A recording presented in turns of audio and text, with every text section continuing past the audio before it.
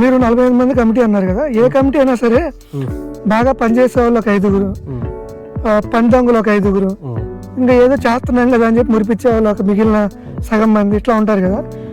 పని దొంగలు అని చెప్పేసి మీరు కొంతమంది పేర్లు చెప్పగలరా? అవి నేను చెప్పనుగా, అవి చెప్పకూడదు. అంటే పని దొంగలు అంటే ఏమి లేదు, లేట్గా చేస్తారు.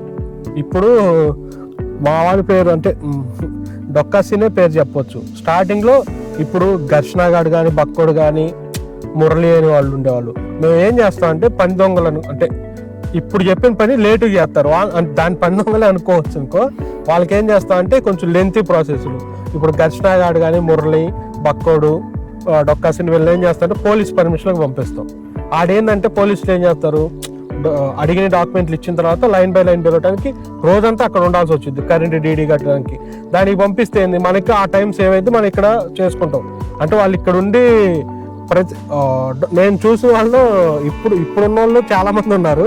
మా టైంలో అయితే డొక్కాసీన్ గాడు ఉంటాడు, ఏం లేదు వాడికి ఏదైనా ఇప్పుడు రెండు బాధలు బాధమని చెప్పాం అనుకో, వాడు చేస్తాడు. ఎట్లా అనుకున్నావు, ఆ 2 బాధలు బాధటానికి పిల్లలు ఉంటారు చుట్టూరు, వాళ్ళు పిలుస్తారే మీరు ఇటువంటి అక్కడ ఆడుకోకూడదు, ఇటువంటి అన్నయ్య పని చెప్పాడని చెప్పి వాళ్ళు చేత చేపిస్తారు నిలబడి.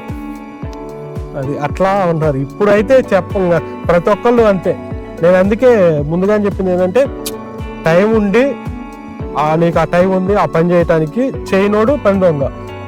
పరిస్థితి దృష్ట్యా ఇక్కడ లేడు, వేరే చోట ఉన్నాడు, సరే ఇక్కడ ఉన్నాడు, ఇక్కడ ఉద్యోగాలు కానీ పొలం వేసుకున్నారు, వాళ్ళ పనులు స్పెసిఫిక్గా వెళ్ళాల్సిన వాళ్ళు వెళ్ళి ఆ తర్వాత కుదిరిన టైంలో వచ్చి చేస్తానే చాలా మంది. మా కమిటీ వాళ్ళు అయితే చాలా వరకు ఆ పని దొంగలు లేకుండా నీకు కమిటీ అంతా ఒకే రకంగా ఉంటే బాగుంటుంది కదా, ఉంటూనే ఉన్నారు.